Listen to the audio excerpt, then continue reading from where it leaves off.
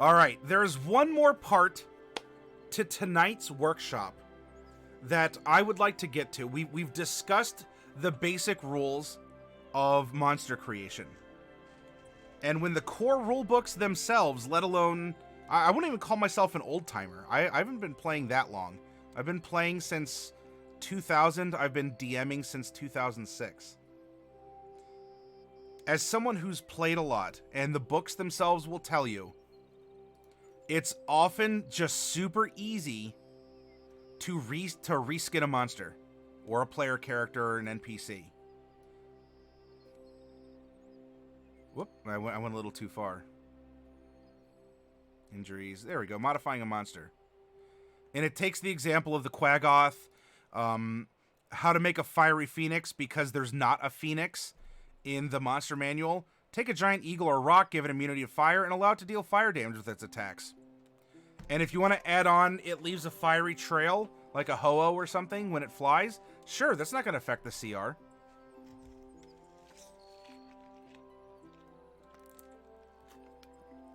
There's a lot you can do to just one-to-one reskin or add or take away from a monster that will make a unique monster without necessarily changing its challenge rating.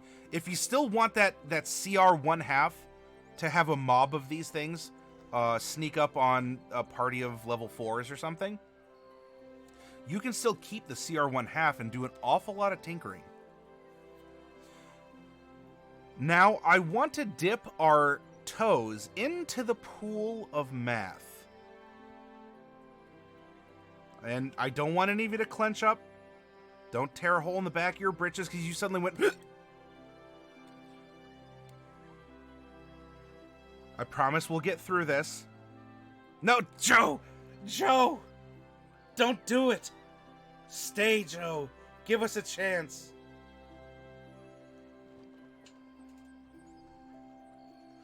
Oh, by the way, yes. Hi, Phoenixina, and the gentleman role player. Thank you very much for that follow earlier. I think was I away for that? And 111 also. Gentleman role player says, I cannot draw nor offer money to people, but I can offer some ideas, I guess. I don't know how to contribute to the community, really, that anyone else can't do themselves. Gentleman role player, we all have different experiences in life. We all have different points of view. And you are welcome in this community to contribute your thoughts, your experiences. On our Discord, you can always step up and be a mentor if you want, to help people with certain things in which you have experience. Or otherwise, just talk. Be a friend to us. Be a part of our community. That's all that's ever expected. I don't expect subs. I don't expect you all to buy boxes of minis or anything. I love it when you do because it shows that I've earned your trust and your respect, and I've earned that dollar that you've worked so hard for. You could have spent that on going to a movie, on gasoline, on groceries, on your pet, saving up for a rainy day, and you chose to support the channel. And conversation helps. You're just being here is amazing. Especially because, look, this is the march to partner. I want to hit, but we're at 35 right now. If I had 40 more people on a consistent basis to hit that 75 mark, this community would hit partner like that. We far and away exceed all the other metrics. And so participation, communication, sharing thoughts and ideas. Even if it's a story, you know, gentleman role player, maybe in the last session, you fought against a bunch of goblins. But the goblins you fought against had one cool trick. One cool trick that the DMs don't want you to know. You know, as per the ad spam that you see on certain websites or whatever. Share that story. Help us think outside the box, because maybe we're tired of running generic goblins. I'm speaking of monster creation. Caden, hey, good to see you.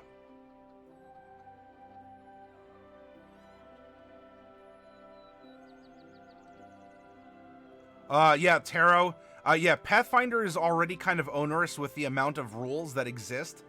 And so, I would try and make it a more simple or a more straightforward experience, Gentleman Role Player.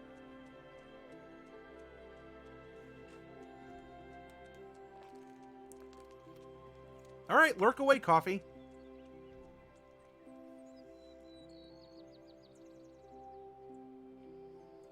Cybernetic Illithid has a skill set to share.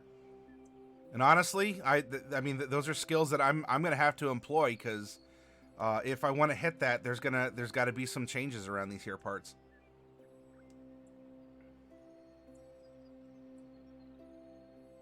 Oh, very cool. Yeah, we love using workshops and templates, Gentleman Role Player.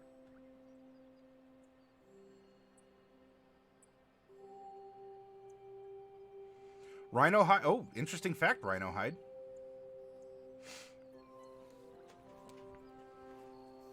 Well, as I said, we're going to discuss now some basic math behind a monster.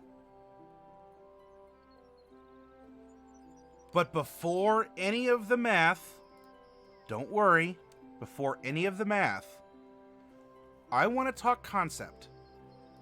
Nice fluff as far as the eye can see. Not a single crumb of crunch in sight.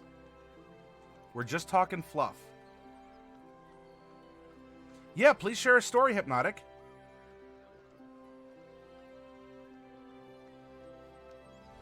What I would like us to do is let's think of an interesting monster. Just one aspect at a time. So I'll tell you what. The Gentleman Role Player, I would like you to type a command into the chat box.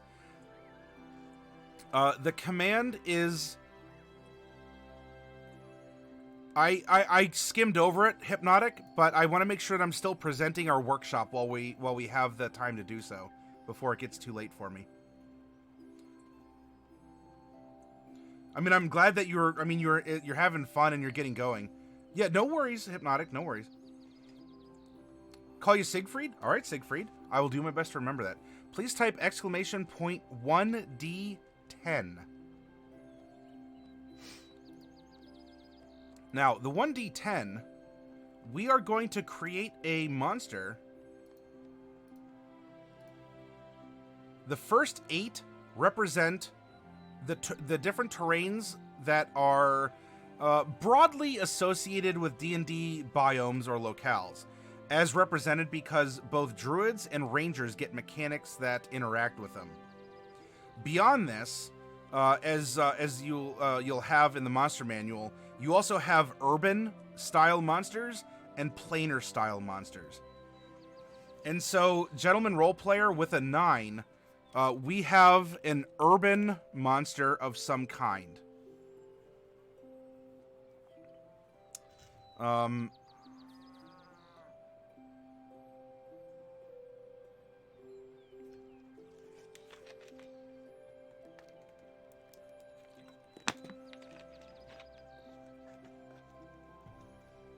And what is next? What is something about the monster that we're going to be creating?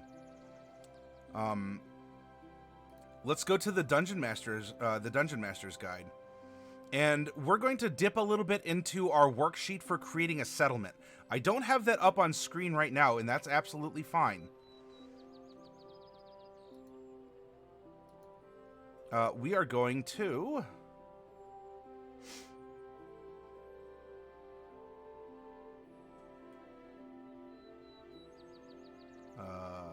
I probably should... I have the hirelings, villains... Oh, that's for our NPC. Sorry, I'm... What a scrub I am. We are going to scroll up because it is up. Pardon the flashing. Sorry if any of you are sensitive. I should have said that I was doing this before that point. There we go. All right, so what kind of an urban environment are we creating?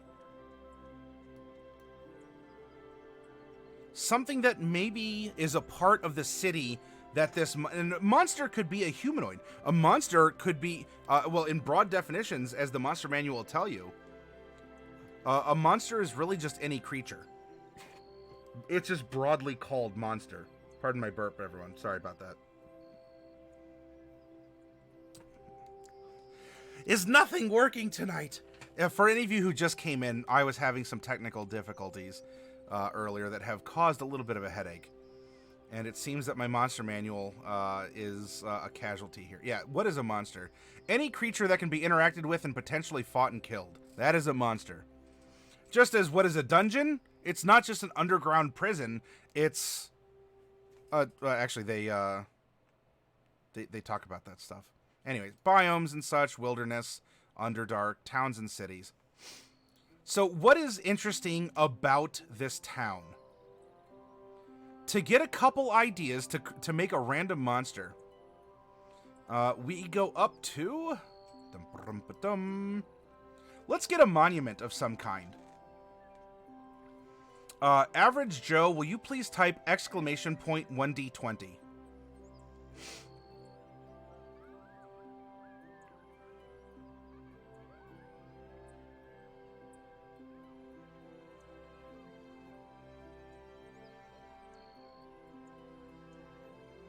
Oh, several of the buildings were monsters themselves. Oh.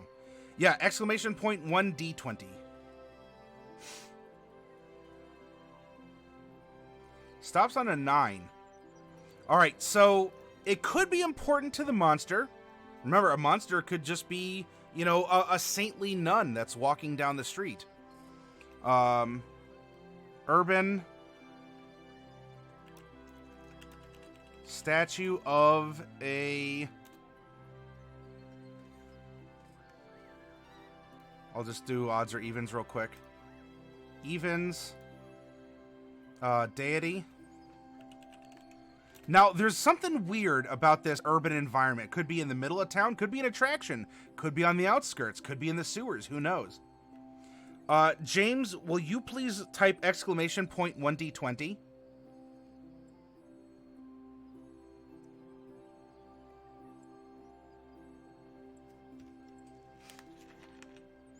Also stops on a 9.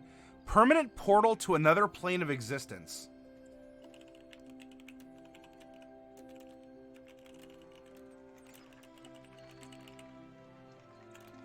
All right. So, somewhere in this city is a permanent portal to another plane of existence.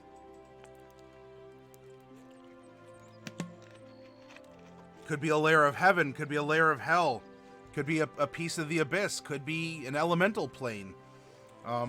Maybe it's even just we could step sideways with this, and it's just a permanent teleportation circle or a stargate. We could be making a monster that actually came through this portal into an urban environment. A portal that goes to Delaware, even, Caden. Yes. Aw, Phoenix, that's really kind of you. That's really kind of you. All right, let's discover a little bit more about this city. All right. There are a dominant race and a minority race exist here. Oh, the portal could even be a part of the statue. You're correct. That could be, you know, where the dead pass to go to their final reward. Darksteel Arc, will you please type !1d10? This is going to be for the majority race in this urban environment. A portal to Jersey. Stops on a 5. All right, and what is a 5? Well, a 5 is none other than 1, 2, 3, 4, 5. Dragonborns are the majority. And Hypnotic Gamer, will you please type !1d10?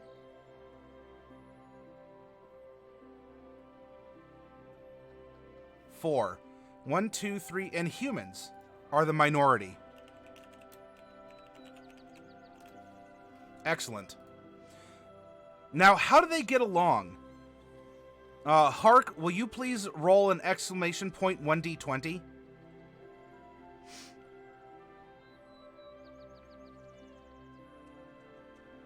Eight. They live in harmony.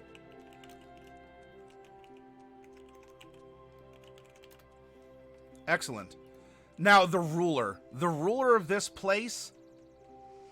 Oh, Sheeps, will you give me a d20 roll, please?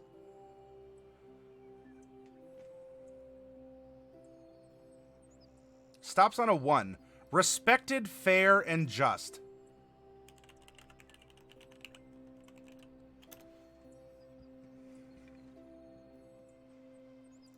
And what type of a government is this? I think that's page 14. Oh, we're close.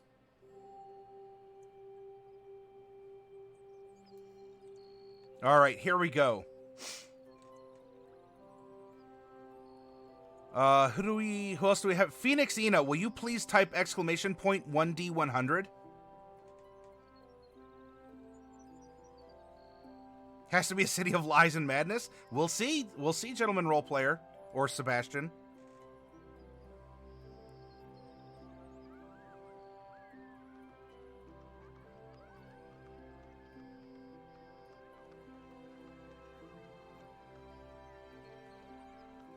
It would be a shame, wouldn't it, Makoki?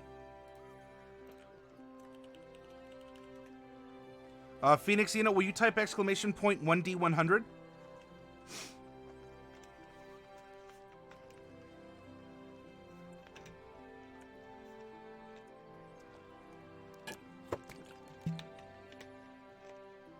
Oh, you need a 1 in that. 76. An oligarchy.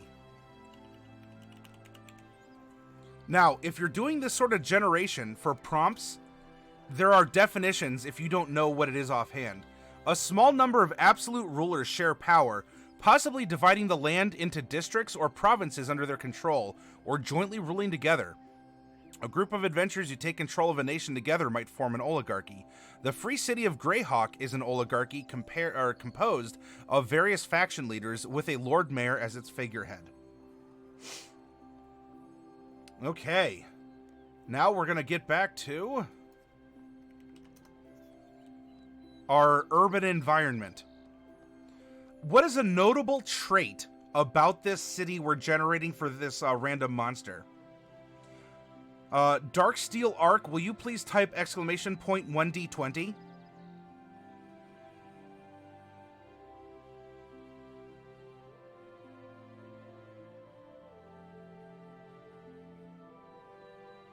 Stops on an 8. It's the headquarters of a powerful family or guild.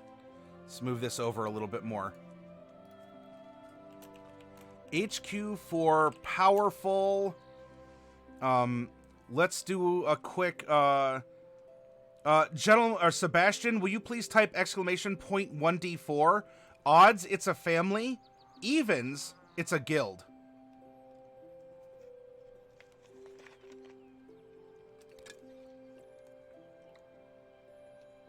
I look forward to your tales from the tabletop work. A 7. All right, so odds was a family. A powerful family that specializes in... Orc, will you please roll a d20? Exclamation point 1d20.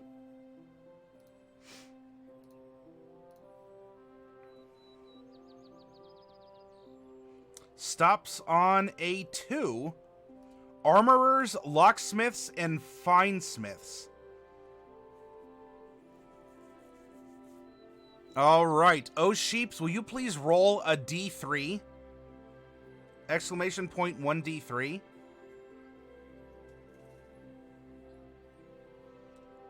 Two, locksmiths.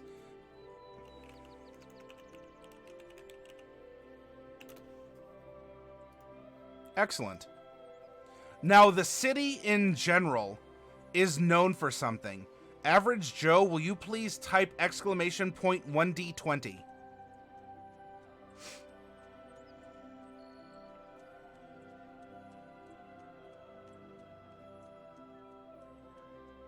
A 14. The city is known for its education.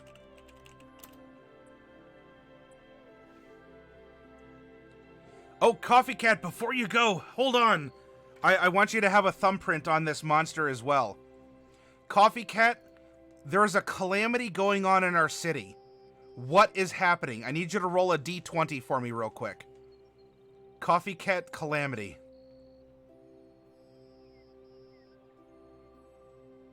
Stops on a 2. A new cult seeks converts.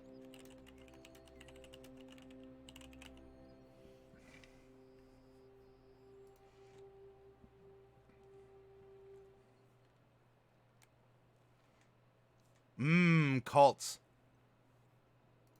All right, a couple more things to set up our some tenets of our city so that we can consider what is happening. What is the primary, there's a major religious building in town. And so, and by the way, I'm calling out people who are being chatty. So if there are people lurking out there, you are welcome to speak up. Like Makoki, Makoki, are you still out there?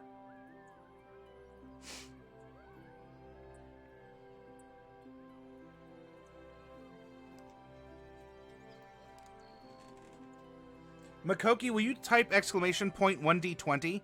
What is a major religious building in this city? Muse for Life is lurking? Well, Muse, I'll call on you in a second to roll.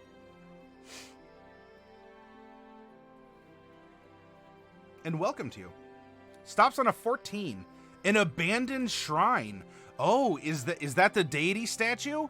Or is the deity statue like the new form of worship and people have left behind an old one?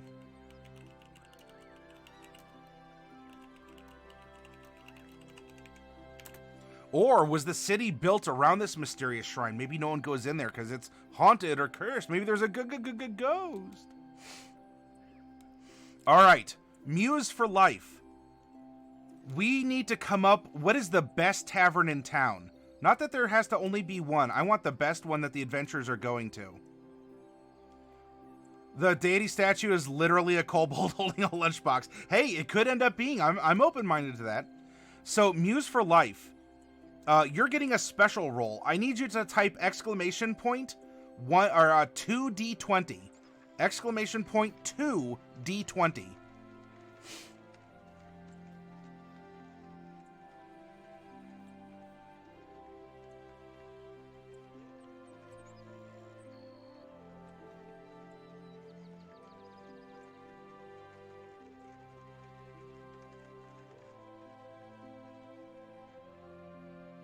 Uh, 13 and 9.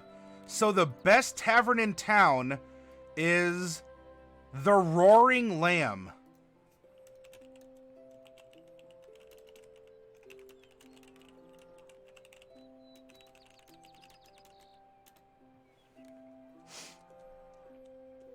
And oh Sheeps, will you please roll a d20? Let's find out what kind of a tavern the Roaring Lamb is.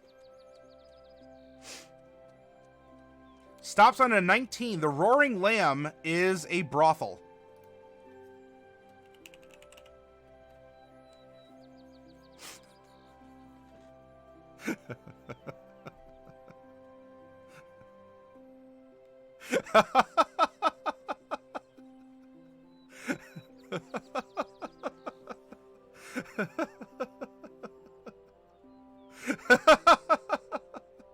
The best hey, I mean, look, from what I understand, Hooters has excellent chicken wings. If you want good chicken wings, you should go to Hooters.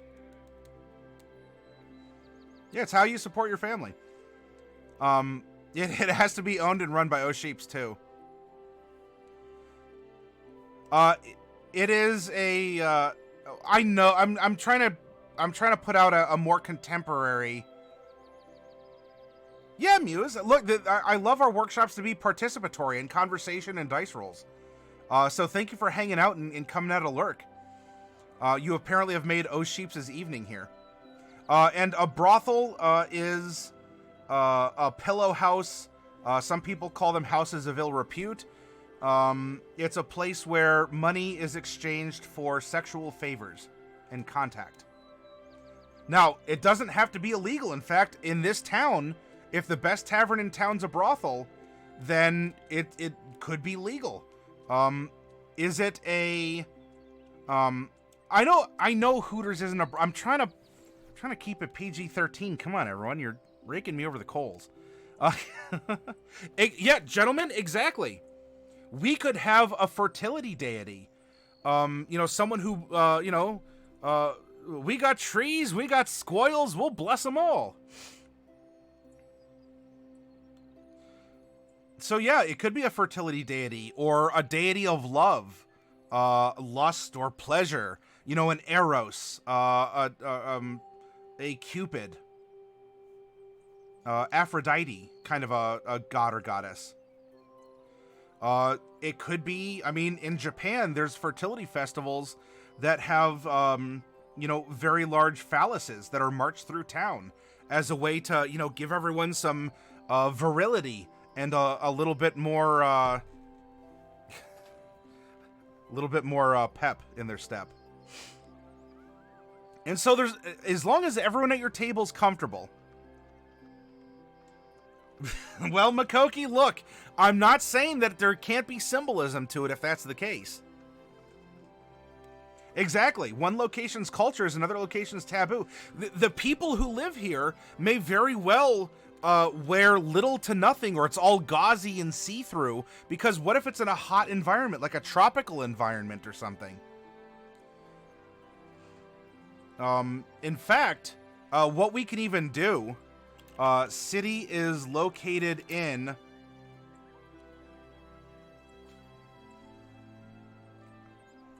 oh, geez, cybernetic.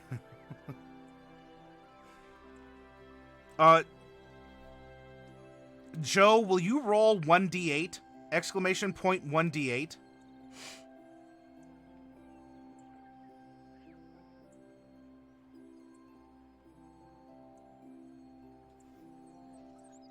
Lands on a 1. Oh boy, I know what this is. Yeah. Everyone's gonna have to keep warm, because it is located in an Arctic biome.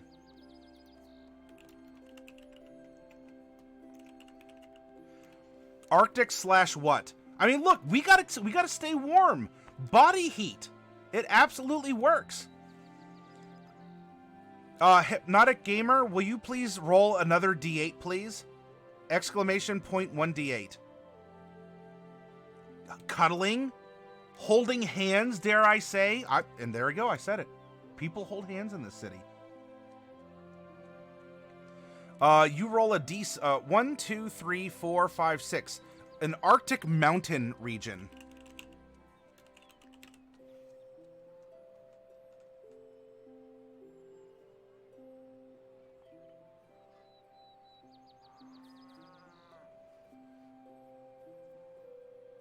See?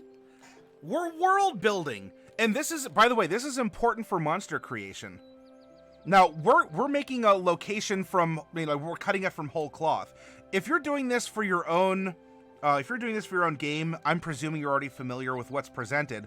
But for purposes of the workshop, we're going through just a quick little exercise so that we can get into the mood of the place where this monster lives.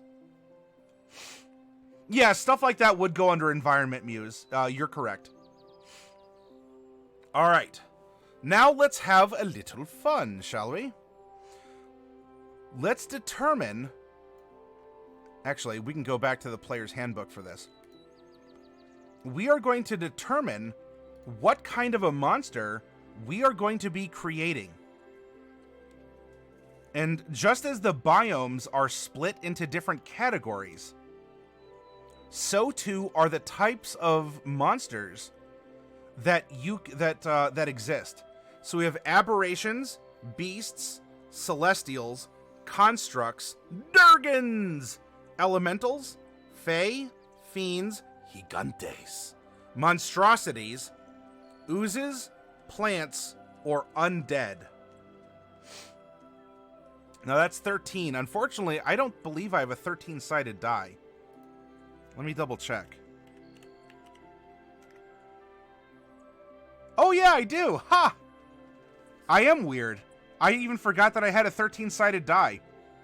All right. Well, I don't want to be the one to roll this. I was just doing a test because I guess I forgot that I had a 13-sided die as a bot, where I even call myself weird. What would anyone like to explain what a gigante is? Muse for life. Will you please type exclamation point 1D13?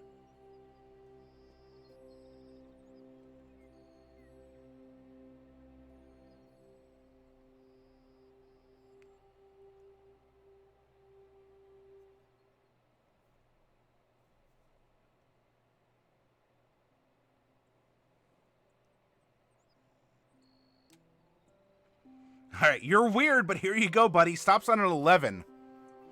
So 13, 12, 11. We have an ooze of some kind. All right. Concept is an urban ooze. City has a statue of a deity, permanent portal to another plane of existence, a Durganburn majority, human minority. They live in harmony. Respected, fair, and just. It's ruled in an oligarchy. It's the headquarters for a powerful family that specializes in locksmithing. The city is known for its education. However, there's a new cult seeking converts. There's an abandoned shrine of some kind is a major part of the city. You know what? Nina Wang was just talking about this last night because she wanted to play So I Got Reincarnated as a Slime as a 5th edition D&D game. And, Jürgenbjörn! Durgenbjorn!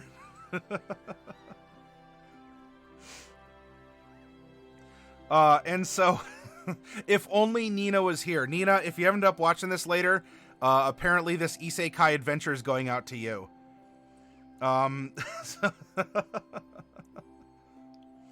So we're creating an ooze of some kind, but this is going to be a unique ooze that thrives in this environment and probably nowhere else. Muse for life, thank you for the follow. Not necessarily, Phoenix. Silver and White Dragonborn have resistance to cold and breathe cold.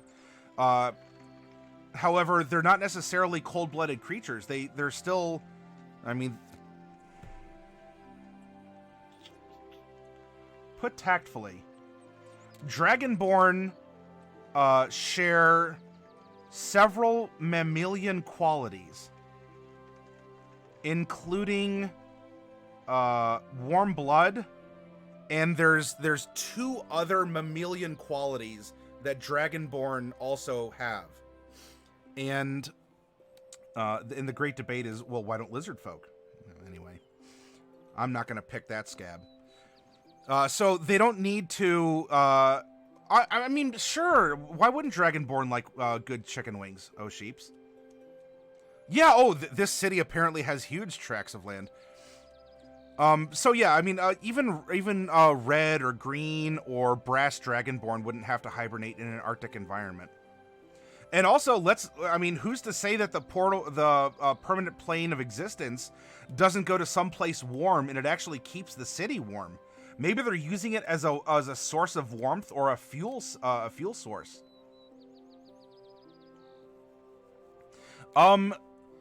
James, have I ever played GURPS? Ah, shoot. I don't know if I've played GURPS. I've played other D6 systems, but I don't think I've played GURPS.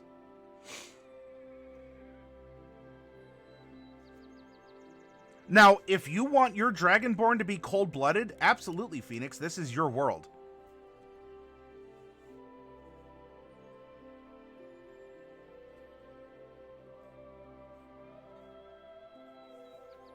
Well, James, I mean, they technically do lay eggs. However, I would challenge you to find Dragonborn, the egg-laying Dragonborn that also do not have certain mammalian qualities to them.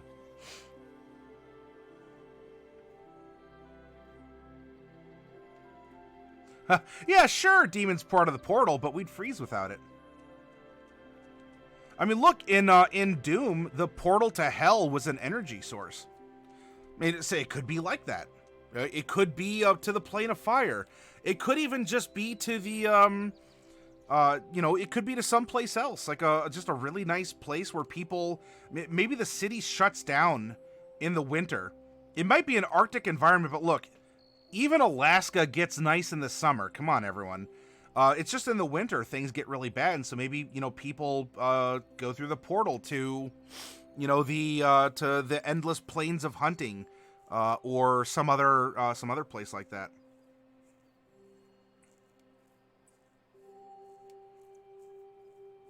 Oh, I was speaking in recent lore, James, but yes, I appreciate that being brought up. Or, hey, gentlemen, what if the portal's making the location Arctic? Yeah. Everyone goes to the Roaring Lamb in the winter. Yes, they do. It's the popular tavern. I mean, how else are you gonna,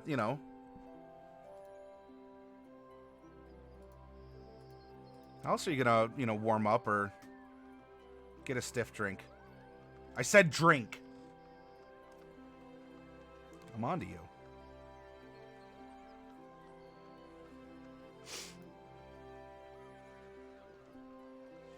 So we have our environment. Let's take a look real quick. What makes an ooze, shall we? Now, we don't have to just stick to this convention, but there's going to be some similarities.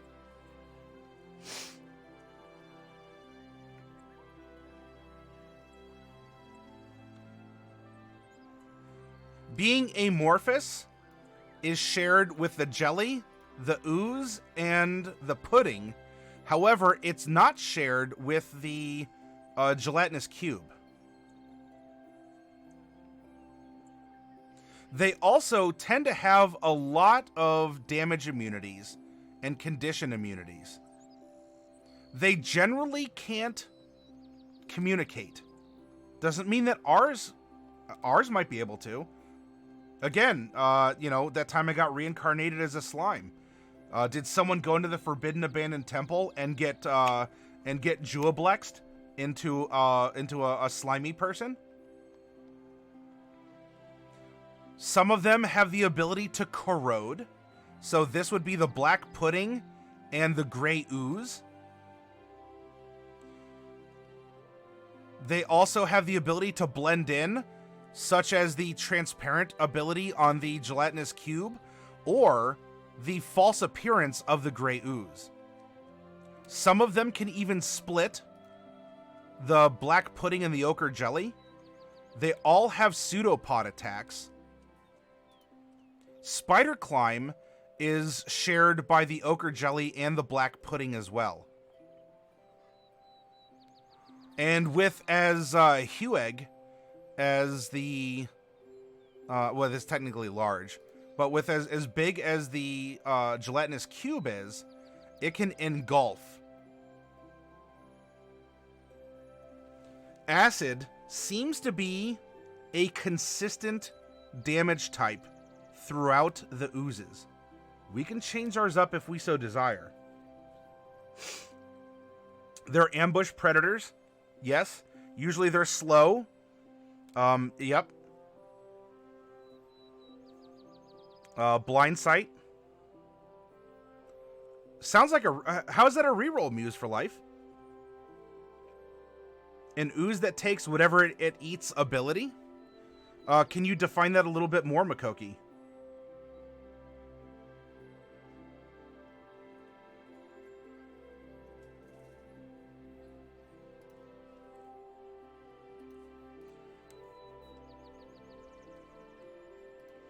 So under what it eats, tends to be an ambush predator.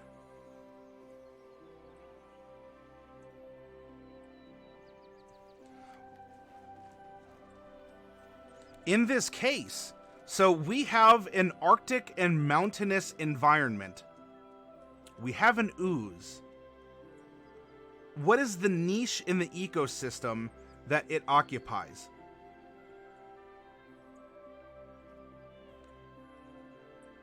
You don't think this is cool, Muse for Life? You're fine, Joe. No. Don't be quiet. Let your ideas flow.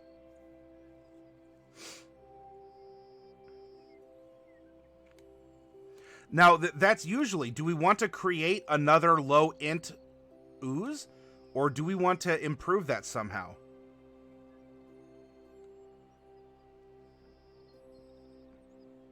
An urban ooze can be sewer-based. It could be a mimic-style ooze where it takes on surroundings. It could also take on the form of random items and ambush when people pick it up. There is, as we were talking about, we had the scarecrow that we're kind of combining with the black pudding. If we have people who have to live close together to defend against the cold, and the snow blows and things are wet and muddy. All right, yeah, we'll see you next time, oh sheeps. Hey, King, welcome. As long as it's PG-13, we've already kind of walked those footsteps, King. A mud ooze? How about an ooze? What if it's a medicinal ooze? What if it's something that if you get sick, you are taken to the infirmary and the ooze is placed on you, and the ooze actually is a cleanser? Kind of like, how you put snails? How you put snails in a fish tank? What if it is an ooze that can act as a disease remover? Also important if, people are close together. What if someone gets frostbite, and to prevent gangrene, it acts kind of like how we use maggots, even in modern society today, where the maggots only eat dead flesh, leaving the fresh skin alive, and it can regrow and heal. Makoki, a really smart ooze, that's the mastermind behind the family that runs the town. The family that runs the town are expert locksmiths. And so Makoki, what if the family breeds a type of an ooze? So like everyone has a lock, and the ooze has to like fill the lock, and that's how they open their complex doors. What if the ooze creates simulacrums and are... Yeah, Phoenixina. There's a cult growing in town. Who could be behind the cult but maybe some rogue healing oozes?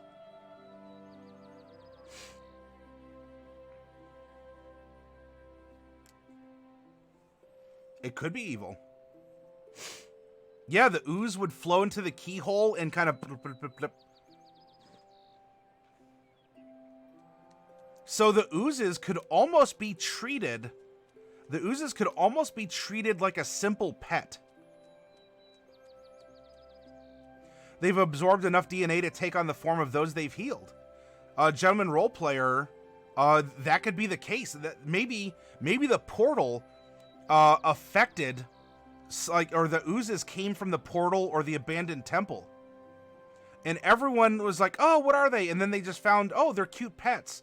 And over time, as the oozes have absorbed enough people by healing, by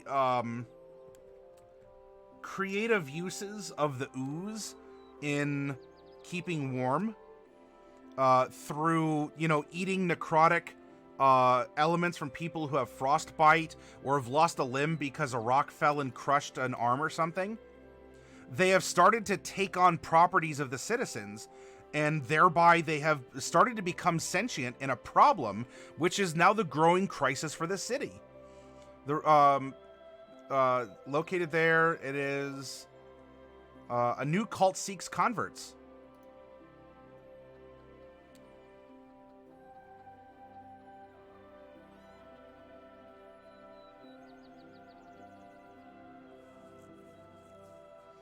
And so it started out as something that people were concerned with, grew comfortable with, and then after years of more and more use, it could have even started with one ooze. One little ooze kind of, or like splork, splork, splork, splork, through the portal, or was released by tomb raiders who wanted to go into the abandoned shrine that was taboo to do. And, you know, it's something cracked open and a little ooze came out. And over the years, as the ooze, because now what we could have, what if this ooze has the split ability? And so over time, the ooze has grown and split and grown and split and grown and split. And now everyone wants an ooze, and everyone's feeding the oozes. And the oozes are continuing to grow and split because some have been smuggled out. Some people are using them for experimentation or all sorts of things that they weren't intentionally meant to be used. And this is now causing problems.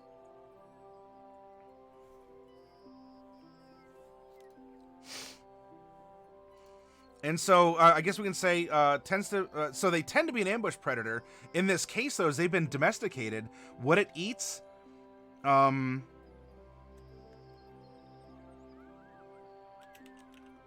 dead organic material.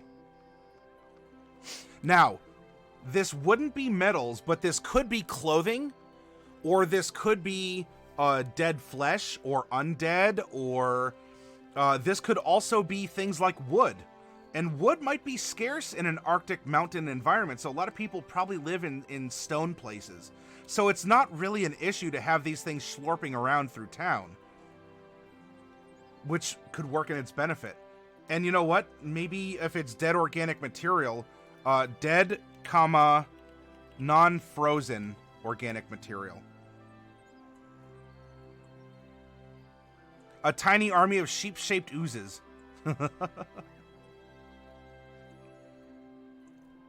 And Muse for Life, if I didn't say it before, he said, creating things is super fun. I absolutely agree. Cotton, wood, dead flesh, fur, hair. Yeah, I'm sure a couple people in town have found this out. So they won't be eating... they would eat not the crops that are growing, but if a crop has died... Now, that doesn't mean as soon as the I don't know, the corn, the mountain corn is picked, it's not immediately dead. But maybe after a certain amount of time, it senses meat or vegetation has ceased, and it would try to eat it then.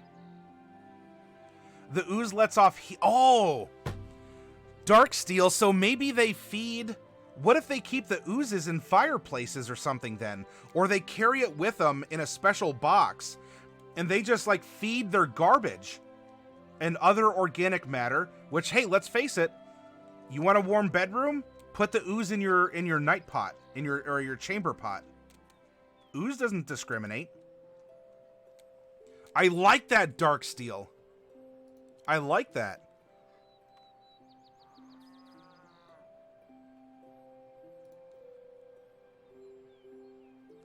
Let's put this maybe as a strength, or just some other quality. Emits heat as it digests.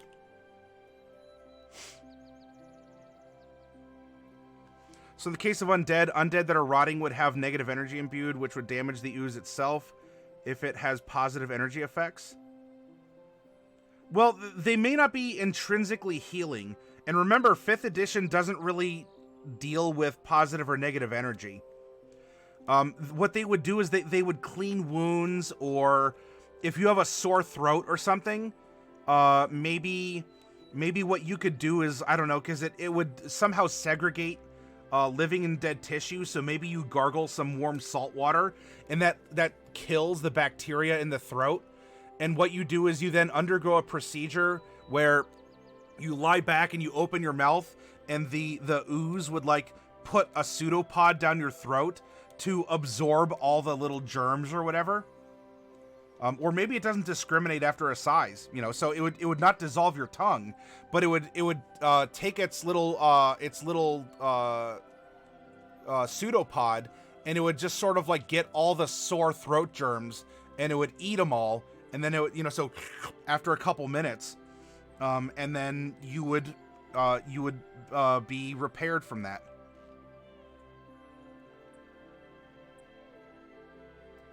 I think it would be a cool natural enemy to undead. Yeah, like, so maybe at a certain size, like, I don't know, living creatures bigger than, I don't know, a bug or something. But, you know, they might clean up dust. You keep them around the house to keep things tidy. They could eat bacteria and other things. In fact, maybe even what people do, yeah, kind of like a toxic sponge, in order to help control the population as a form of medicine. Yeah, dust is organic. You're absolutely correct.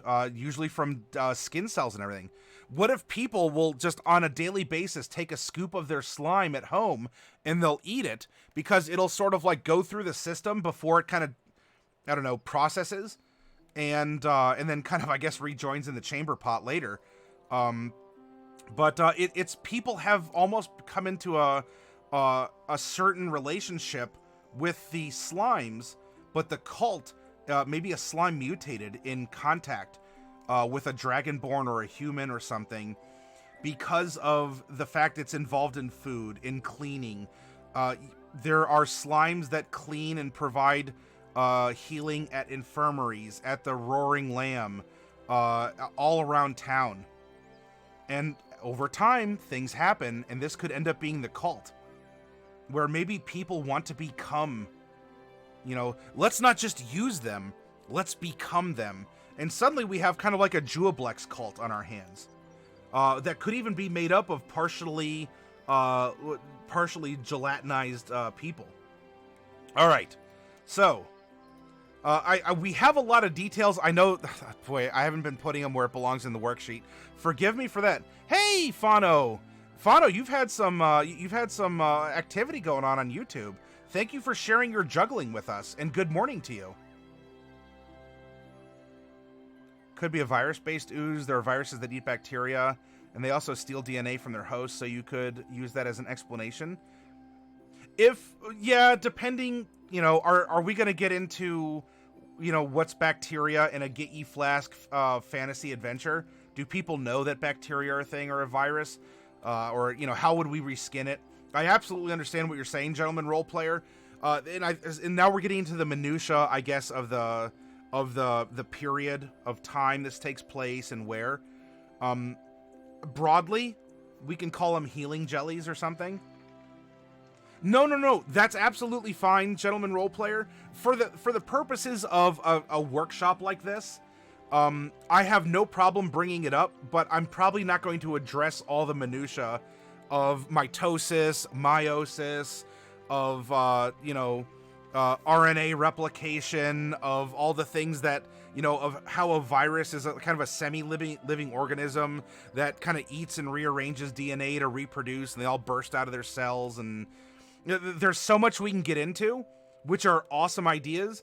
I just don't have a lot of space to get into the minutia in that regard. Fano, that's wonderful.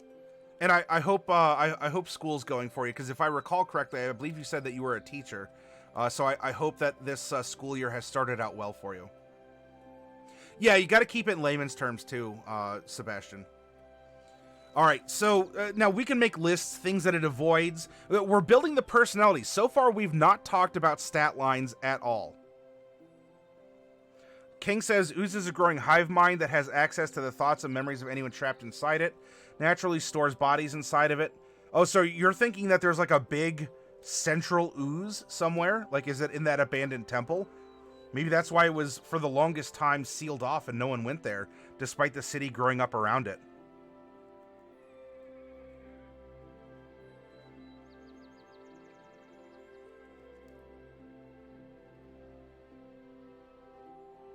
City leader doesn't tell anyone about the oh, the hive mind is the oligarchy? Oh.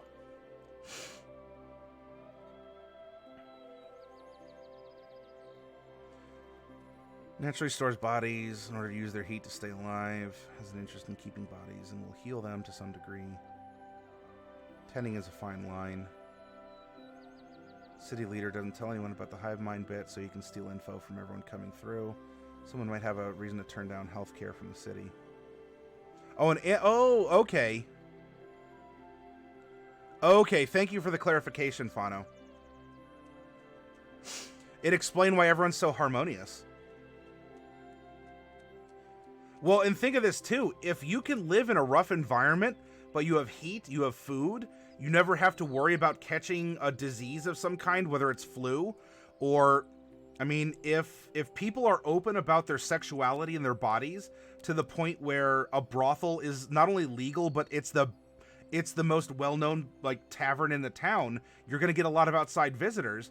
And if you don't have to worry about food or warmth or heat, we're talking about the first layer of Maslow's hierarchy of needs. And if you're not familiar with what that is, I would suggest looking it up. So it sounds like this place, while in a strange way that is based around this ooze that might have been released or something, the first layer of Maslow's hierarchy of needs seems to be taken care of, which makes for a very harmonious place to live.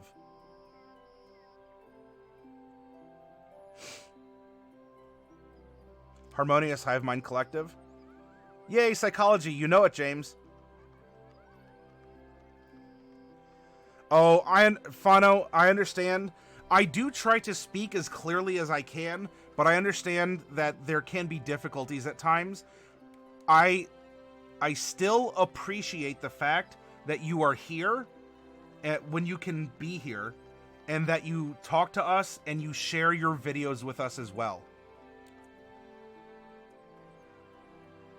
A frozen oasis thanks to the ooze which happens to now run the town in secret. You may judge us, but we're happy? Yeah, I like that. So, you know, it's the paradise and so you're adventurers. By the way, let's, I mean, this could honestly cause us to have several different CRs of oozes in different states of development as well. But, you know, you have, like, level 4 adventurers. They go up to the mountain paradise that they've heard about. Everyone's happy. There's food. You know, you can find all these wonders and necessities and pleasures. And it's too good to be true. Why is that? All right. So we have the monster concept. And now this is where the math is going to intersect. Average Joe, don't you leave. We've built a story. We've built an environment. We understand generally how this works. Fano, je parle un peu de français. It has been many years since I have taken French lessons in high school. So I understand. I wish I could speak more than English. Unfortunately, I've forgotten my German, Russian, Japanese, and French.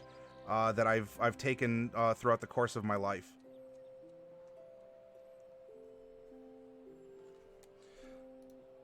And now what I would like to do, I want to show you something, and Average Joe, I want you to stick with me on this. When we are creating a monster,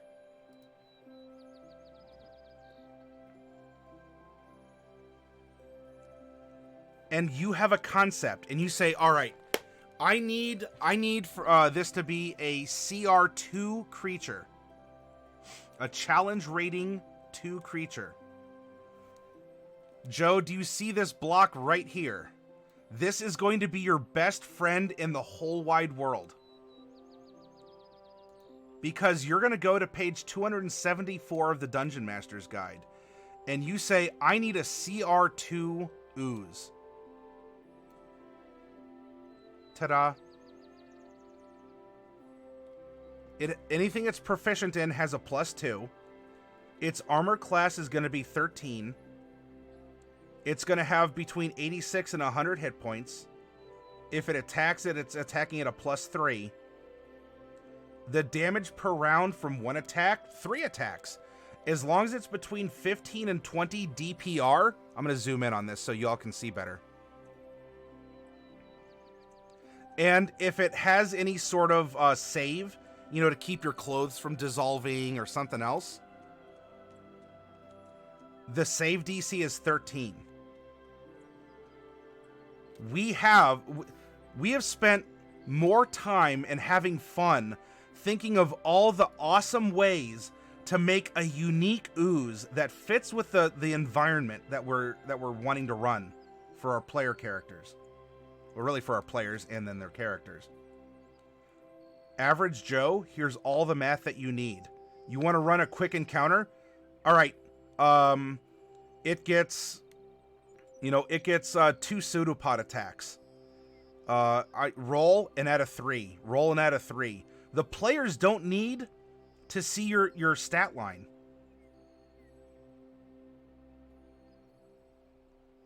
You know, in many combats and whatnot, it's just a simple roll. Plus 3, roll plus 3, roll plus 3. And then you say each pseudopod deals 10 damage. Could be bludgeoning, could be acid. The damage type does not matter. As long as the damage output is what it is, then there you go.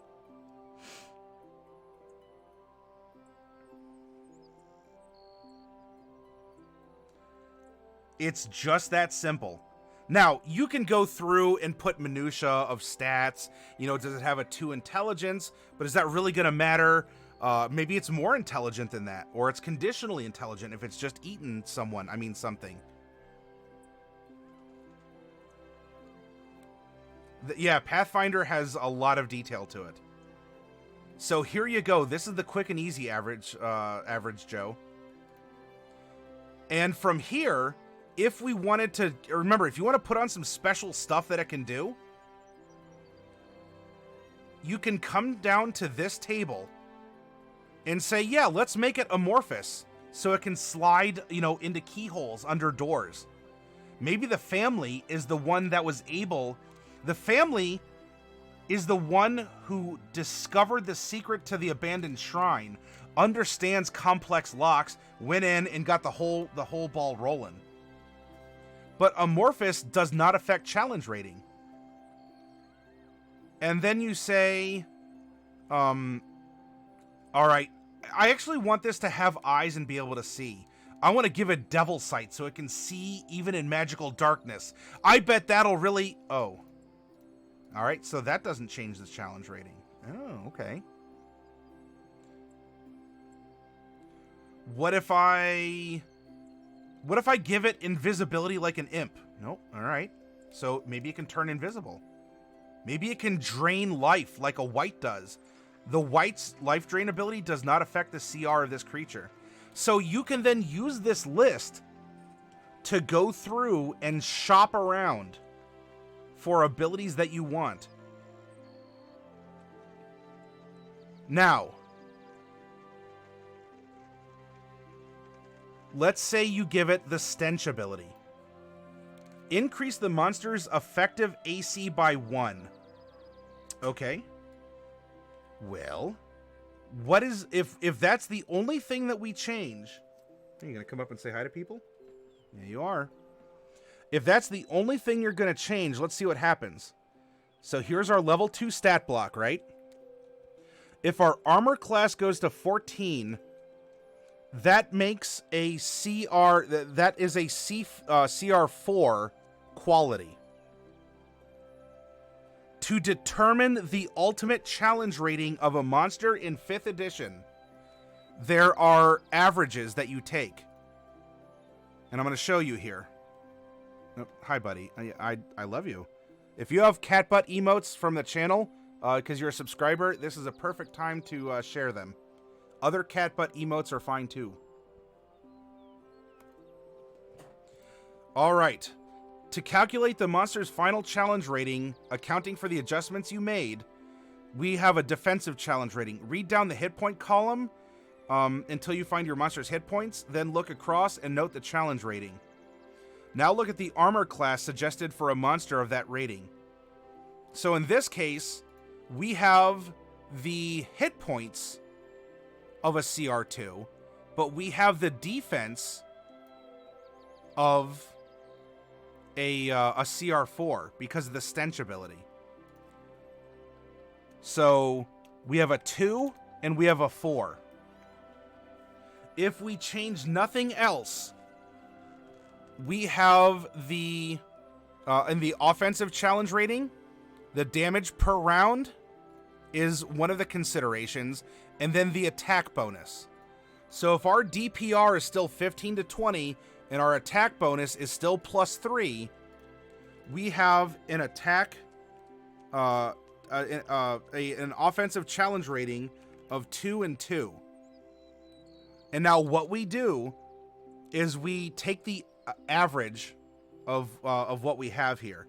So the average attack is 2.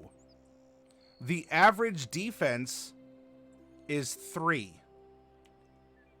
Now the overall challenge rating is the average of the attack and the defense, which is 2.5. And it's up to you if you want to round up or down. So just by giving it the stench ability as per a troglodyte, that is probably going to boost us up to a CR3 monster. Does that make sense? Are all of you out there following along with this? Now, let's not even give it any special abilities. Let's just say it has a bunch of roleplay abilities that we just say, you know, it just happens. You know, there's no saves versus it eating germs out of your throat or whatever. Let's say that you still want a CR2, monster, but you want these things to just have, you know, tremendous hit points because they eat and eat and eat and they're super healthy. And so you want to give these things, 150 hit points. All right. So defense-wise, that's at CR6. However, they have a lot of hit points, but maybe they're actually easier to hit. And so you say, let's make it an AC of 12. You know, they're kind of twitchy, or if you want to base it on a raw number, you could make it 10 plus dex, whatever you want. But let's give it an armor class of 12.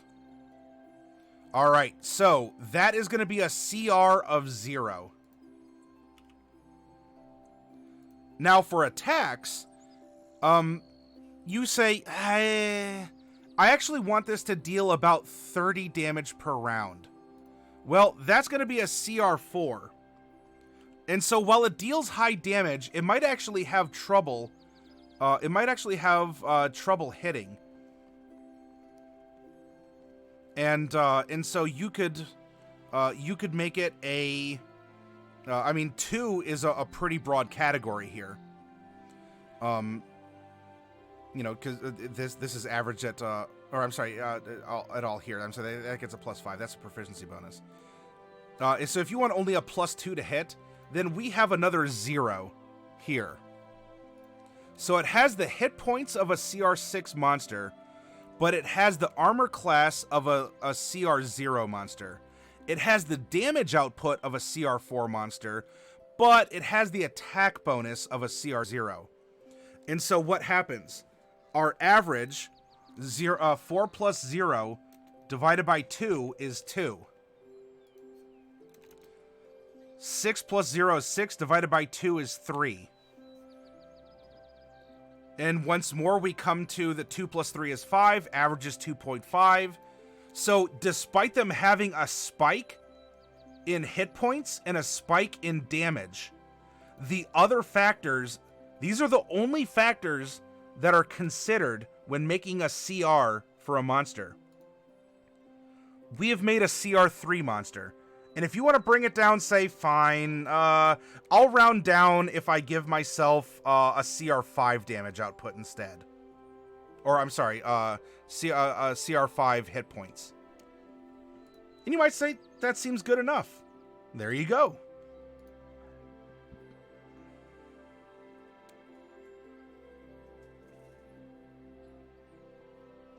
Yeah, and Sebastian, I mean, how you decide to round up or down, it's up to the person creating the monster. But I hope this makes sense for you. And with that basic knowledge... Wait, did I say Siegfried? Or did I say something else? I'm sorry if I did. I know I kept saying gentleman role player, but you asked me to refer to you by your other name. Right, did I not say Siegfried?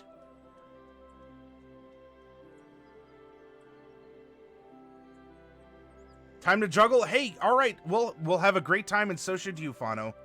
Oh, Sebastian, I'm sorry. Siegfried. Thank you for the correction, and if I slip up again, you remind me. I will not get sore at you. So with this basic math in mind, right? This is just simply, we'll call this offensive CR equals the average of DPR CR plus attack bonus.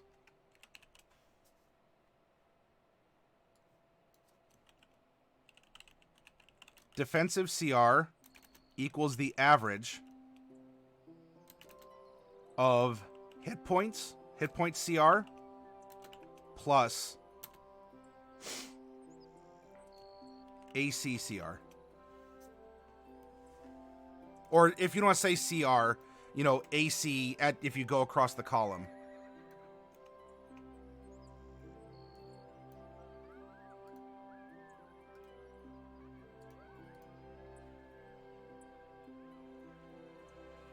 You've had people call you Charlotte. Off of Siegfried?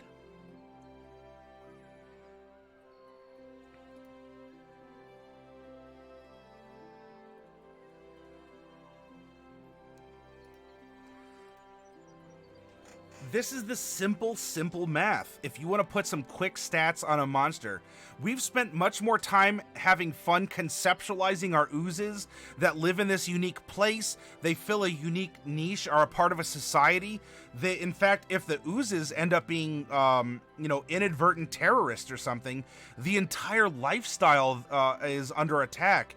The socioeconomics of this place collapse. This monster is a huge part of the culture, the economy, the lifestyle of the people who live here. And this alone makes for an awesome adventure. A compelling adventure that is filled with combat, moral explanation, or exploration, I should say, that is filled with social encounters, could be filled with an ancient temple. We have social encounters with, you know, the oligarchy. And of course, as King was mentioning, maybe the oligarchy is a part of this, like, is this old family like a hive mind contained inside a giant central ooze? I like that idea. And maybe that central ooze is actually a CR16 creature with these stats.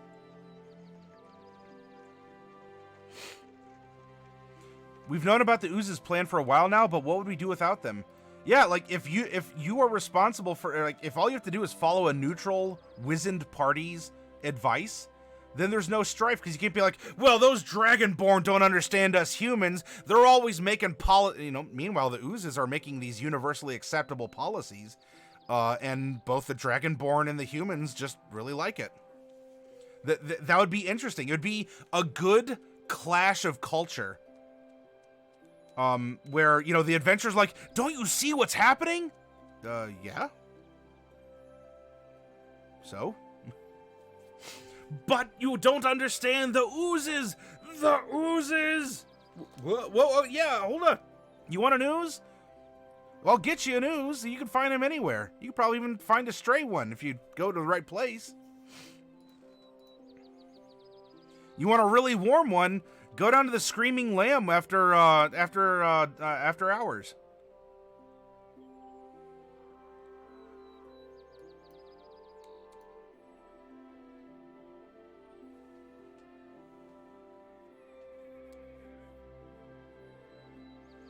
Yeah, so you have made a fine point. Siegfried, not Sebastian. Siegfried has made a cool point. And I will say Siegfried one more time, because I can, Siegfried. Hey, Shukan. You just woke up? Well, I hope you slept well. All right, so the last note here, and what we're going to be getting into in our next workshop for Friday, is when you're doing these calculations,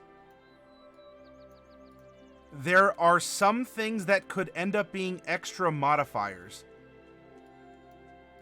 such as an HP multiplier, because you have effective hit points. If you have 50 hit points, you are a CR 1/2. But if you have 3 resistances or immunities, your effective hit points are twice that. And so we effectively, while we only have 50 hit points, we effectively have 100. If we give them a lot of resistances and a lot of immunities, then suddenly we effectively have 200. And even though we only have in combat 50 hit points, we would be calculating the hit point portion of our defensive CR as a level 10 monster straight up. Does that make sense? If you look at other abilities, flying, for example, NPC features,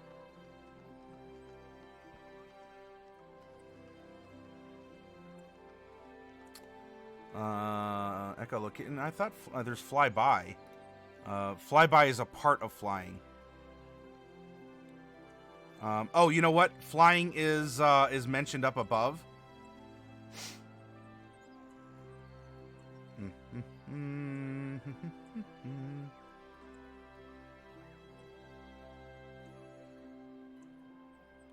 Armor class.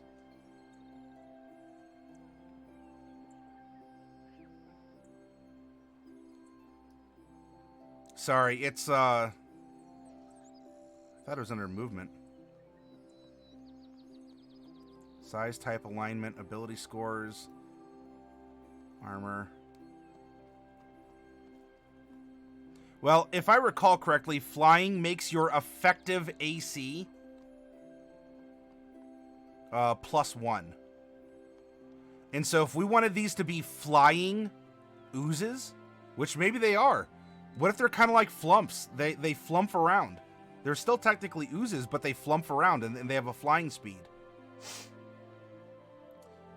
Then if I'm remembering... Oh, yeah, here we go. Flying monster. Oh, increase the monster's effective armor class by 2. So if normally we say, you know what, the baseline ooze, maybe before they grow up a little bit, before they ingest a lot, you know what, the ones that we made, solid 2s. And they have an armor class of 13. Now, if we make a flying ooze, then our armor class portion of our calculation is going to a 15. And so that is going to be a CR 5.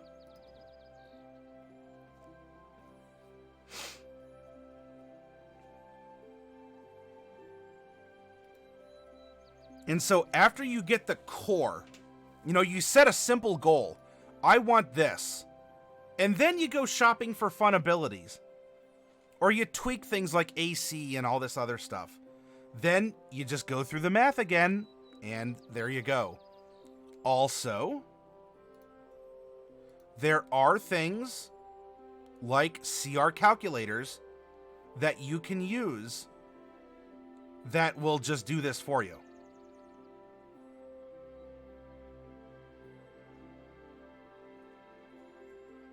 But that's no fun, is it?